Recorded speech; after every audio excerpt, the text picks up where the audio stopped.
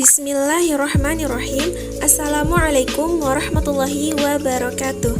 Halo everyone, bagaimana kabarnya hari ini? Semoga selalu dalam lindungan Allah Subhanahu wa Ta'ala.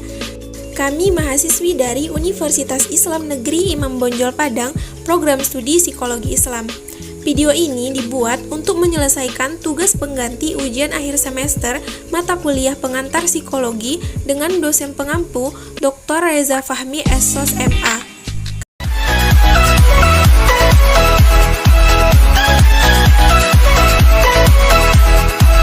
Kami dari kelompok 3 terdiri dari 3 anggota yang masing-masing bekerja sama dalam pembuatan tugas ini. Baiklah, langsung saja simak video kami. Di sini saya akan memandu video presentasi pada kesempatan kali ini.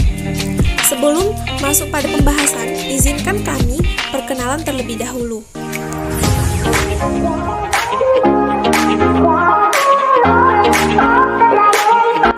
Saya sendiri Maisyara dengan NIM 21150400108 sebagai moderator pada kelompok ini dan sekaligus sebagai presentator pertama. Kemudian, Saudari Leonita Agustiani dengan NIM 21150400106 sebagai presentator kedua. Dan yang terakhir, Saudari Nabila Maharani dengan NIM 21150400117 sebagai presentator ketiga. Materi yang akan kami bahas adalah mengenai perkembangan kognitif manusia. Perkembangan kognitif manusia adalah suatu proses bagaimana seseorang memperoleh informasi, bagaimana informasi itu kemudian direpresentasikan dan ditransformasikan sebagai pengetahuan, bagaimana pengetahuan itu disimpan di dalam ingatan, kemudian dimunculkan kembali, dan bagaimana pengetahuan itu digunakan seseorang untuk mengarahkan sikap-sikap dan perilaku-perilakunya. Menurut Piaget, seorang anak dilahirkan dengan beberapa skemata sensori motor yang memberi kerangka bagi interaksi awal anak dengan lingkungannya. Dengan kata lain, hanya kejadian yang dapat diasimilasikan ke skemata itulah yang dapat direspon oleh si anak. Perkembangan intelektual. Menurut Piaget bahwa ada hubungan fungsional antara tindakan fisik dan tindakan mental dan perkembangan berpikir logis pada anak. Beberapa istilah penting dalam perkembangan intelektual peserta didik. Piaget menggunakan beberapa istilah untuk mendeskripsikan bagaimana dinamika perkembangan intelektual atau kognitif pada diri peserta didik. Misalnya, 1. Skema adalah struktur mental atau pola berpikir yang orang gunakan untuk mengatasi situasi tertentu di lingkungan. Yang kedua, adaptasi. Adaptasi merupakan proses menyesuaikan pemikiran dengan memasukkan informasi baru ke dalam pemikiran individu. Peserta didik akan menyesuaikan diri dengan cara asimilasi dan akomodasi. Yang ketiga, asimilasi. Asimilasi adalah istilah yang digunakan untuk menjelaskan proses dalam memperoleh informasi baru dan memasukkannya ke dalam skema sekarang sebagai bentuk respon terhadap stimulus lingkungan yang baru. Dan yang keempat, akomodasi. Akomodasi merupakan istilah yang digunakan untuk proses penyesuaian pada informasi baru. Akomodasi dilakukan dengan menciptakan skema yang baru ketika skema lama tidak berhasil menyesuaikan dengan informasi tersebut. Tahap perkembangan intelektual. Perkembangan kognitif merupakan pertumbuhan berpikir logis dari masa bayi hingga dewasa. Menurut Piaget, perkembangan yang berlangsung melalui 4 tahap, yaitu yang pertama tahap sensori motor dari usia 0 sampai 1,5 tahun. Yang kedua tahap pra-operasional, yaitu dari umur 1,5 sampai 6 tahun. Yang ketiga tahap operasional konkret, yaitu dari usia 6 sampai 12 tahun. Dan yang keempat tahap operasional formal dari usia 12 tahun ke atas. Tahap sensori motor. Sepanjang tahap ini, mulai dari lahir hingga berusia 2 tahun, bayi belajar tentang diri mereka sendiri dan dunia mereka melalui indera mereka yang sedang berkembang dan melalui aktivitas motor. Aktivitas kognitif terpusat pada aspek alat indera atau sensori dan gerak atau motor. Artinya, dalam peringkat ini, anak hanya mampu melakukan pengenalan lingkungan dengan melalui alat inderanya dan pergerakannya. Keadaan ini merupakan dasar bagi perkembangan kognitif selanjutnya. Aktivitas sensori motor terbentuk melalui proses penyesuaian struktur fisik sebagai hasil dari interaksi dengan lingkungan. Tahap pra-operasional. Pada tingkat ini, anak telah menunjukkan aktivitas kognitif dalam menghadapi berbagai hal di luar dirinya. Aktivitas berpikirnya belum mempunyai sistem yang terorganisasikan.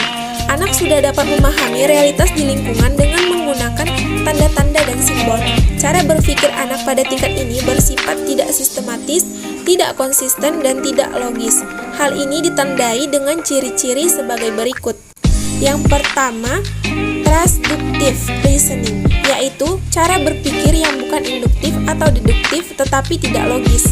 Yang kedua, ketidakjelasan hubungan sebab akibat, yaitu anak mengenal hubungan sebab akibat secara tidak logis. Yang ketiga, animisme, yaitu menganggap bahwa semua benda itu hidup seperti dirinya. Yang keempat, artificialism, yaitu kepercayaan bahwa segala sesuatu di lingkungan itu mempunyai jiwa seperti manusia. Yang kelima, perceptually bound, yaitu anak menilai sesuatu berdasarkan apa yang dilihat atau didengarnya. Yang keenam, mental experiment, yaitu anak mencoba melakukan sesuatu untuk menemukan jawaban dari persoalan yang dihadapinya sebagai hasil dari interaksi dengan lingkungan. Yang ketujuh, centration, yaitu anak memusatkan perhatiannya kepada sesuatu ciri yang paling menarik dan mengabaikan ciri yang lainnya. Yang kedelapan, egocentrism, yaitu anak melihat dunia lingkungannya menurut kehendak dirinya. Perkembangan kognitif pada anak usia 1 tahun. Kegiatan yang membantu karakteristik perkembangan kognitif pada anak usia 1 tahun.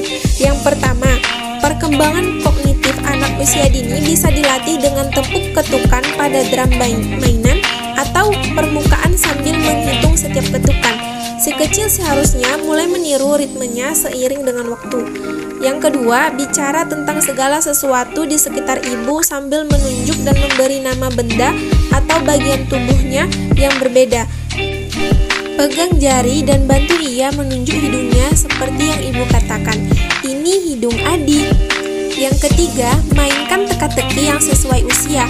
Permainan mencocokkan, permainan mengurutkan, dan menyusun balok dapat melibatkan anak balita dan anak-anak prasekolah dalam aktivitas yang mengharuskan mereka memikirkan suatu masalah dan menemukan solusinya. Yang keempat, perkembangan kognitif anak usia dini bisa dilakukan dengan mengajarkan anak bertepuk tangan sambil mengikuti ritme sebuah lagu saat diminta untuk melakukannya. Misalnya, nyanyikanlah "Jika kau suka hati tepuk tangan". Faktor penunjang perkembangan kognitif anak usia dini. Yang pertama, hereditas atau keturunan. Faktor ini turut menentukan perkembangan intelektual seorang anak. Dengan kata lain, seorang anak membawa kemungkinan memiliki kemampuan berpikir yang similar dengan orang tuanya. Apakah itu normal, di atas normal, atau di bawah normal? Namun, potensi tersebut tidak berkembang bila tidak ada lingkungan yang dapat memberinya kesempatan untuk berkembang. Yang kedua, lingkungan. Banyak studi maupun penelitian yang mendukung faktor lingkungan memengaruhi tingkat kognitif atau inteligensi seseorang. Faktor lingkungan yang paling berperan dalam menunjang perkembangan kognitif anak adalah keluarga dan sekolah. Tahap operasional konkret. Pada tahap ini, anak sudah cukup matang untuk menggunakan pemikiran logika atau operasi, tetapi hanya untuk objek fisik yang ada saat ini. Dalam tahap ini, anak telah bilang kecenderungan terhadap animisme dan artificialisme, egosentrisme, dan berkurang kemampuan dalam tugas-tugas konservasi menjadi lebih baik. Namun, tanpa objek fisik di hadapan mereka, anak-anak pada tahap operasional konkret masih mengalami kesulitan besar dalam menyelesaikan tugas-tugas logika. Sebagai contoh, anak-anak yang diberi 3 boneka dengan warna rambut yang berlainan, Edith, Susan, dan Lily, tidak mengalami kesulitan untuk mengidentifikasi boneka yang berambut paling gelap. Memahami logika dalam tahap operasional konkret, Jean Piaget menetapkan bahwa anak-anak dalam tahap operasional konkret cukup bagus dalam menggunakan logika induktif, yaitu penalaran induktif. Penalaran atau sering disebut jalan pikiran adalah suatu proses berpikir yang berusaha menghubungkan fakta yang diketahui menuju pada suatu kesimpulan. Tahap operasional formal. Pada umur 12 tahun ke atas timbul periode operasi baru. Periode ini dapat menggunakan operasi-operasi konkretnya untuk membentuk operasi yang lebih kompleks. Kemajuan pada anak selama periode ini ialah tidak perlu berpikir dengan pertolongan benda atau peristiwa konkret. Ia mempunyai kemampuan untuk berpikir abstrak. Anak-anak sudah mampu memahami bentuk argumen dan tidak dibingungkan oleh sisi argumen, dan karena itu disebut operasional formal. Perkembangan kognitif remaja. Secara umum, setiap remaja pasti mengalami apa itu yang disebut dengan perkembangan kognitif. Perkembangan kognitif itu sendiri merupakan perubahan kemampuan mental seperti belajar, memori, menalar, berpikir, dan bahasa. Perkembangan kognitif. Yang A. Tahap-tahap kognitif. Menurut Piaget, berpikir formal operasional yang dimulai dari usia 11-15 tahun adalah tahap kognitif yang berakhir, meskipun jika dilihat dari segi kuantitas, jumlah pengetahuan orang dewasa lebih besar dibandingkan remaja. Secara kualitatif, terhadap perkembangan kognitif, orang dewasa tidak berbeda dari remaja. Perkembangan kognitif pada masa dewasa madya. Masa dewasa pertengahan atau madya, atau yang disebut juga usia setengah baya dalam terminologi kronologis, yaitu pada umumnya berkisaran antara usia 40 tahun sampai 60 tahun, di mana pada usia ini ditandai dengan berbagai perubahan fisik maupun mental. Usia dewasa madya dibagi menjadi dua, yaitu usia madya dini 40-50 tahun, usia madya lanjut 50-60 tahun.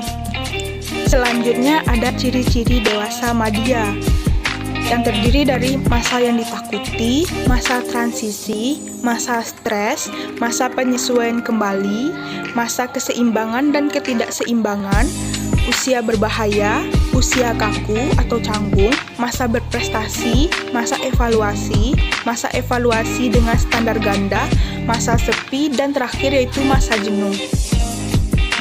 Alasan masa dewasa madya ditakuti.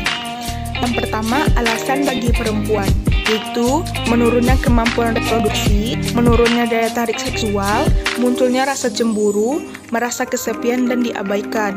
Selanjutnya, alasan bagi laki-laki, yaitu menurunnya kemampuan fisik secara menyeluruh. Perkembangan kognitif masa dewasa akhir. Masih banyak pernyataan mengenai fungsi intelektual atau perkembangan kognitif masa dewasa akhir yang bersifat pro dan kontra. Banyak psikologi meyakini bahwa beberapa aspek kecerdasan mengalami penurunan pada masa dewasa akhir sama seperti masa dewasa tengah.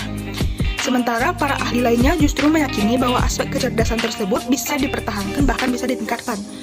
Ada beberapa komponen fungsi kognitif dewasa akhir yang mempengaruhi, antara lain yang pertama yaitu pendidikan. Fasilitas pendidikan memang semakin meningkat sepanjang tahun yang berjalan hingga hasilnya generasi sekarang berkesempatan untuk mendapatkan pendidikan yang jauh lebih baik daripada sebelumnya. Yang kedua, pekerjaan. Banyak tenaga kerja berusia lanjut yang tersingkir dari bursa kerjanya karena tidak mampu bersaing dengan generasi setelahnya, sebagai akibat dari kurangnya kemampuan kognitifnya. Karakteristik perkembangan individu aspek kognitif dapat menjadi masalah yang mempengaruhi. Nah, cukup sekian pembahasan kami pada kesempatan kali ini. Semoga apa yang kami sampaikan dapat bermanfaat bagi kami dan terutama bagi kita semua. Amin amin ya rabbal alamin. Terima kasih atas perhatiannya.